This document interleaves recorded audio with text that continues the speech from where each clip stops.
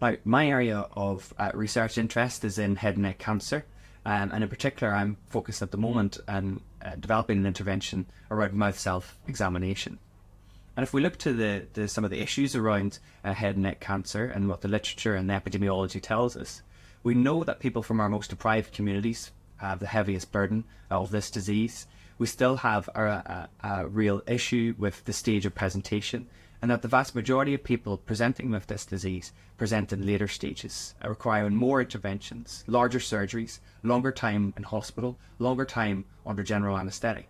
And similar to what we're talking about in terms of the prevention for other oral diseases, it's really important that we prevent this disease, but my focus is also trying to detect it earlier, so that people don't require as big an operation. They don't require as much long-term follow-up. They're not in hospital for as long as they might have been had their cancer not been detected earlier.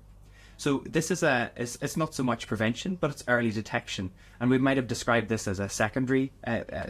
prevention methods in kind of more kind of older dental public health terminology. So it's this type of activity which is really key, and we need to advance our research in this area to make sure that patients can contribute to the sustainability agenda, whilst we're also driving forward improvements in health. So that piece of research will go on to find out those answers, to find out how best we can support patients with their oral care. And I think that's a real example of how early detection can drive down yes, to all of the issues and patient-centred issues, particularly around the surgeries that need to happen, making and improving their quality of life and the length of time that people live for due to early detection, but also sustainability and also health economic costs in there also.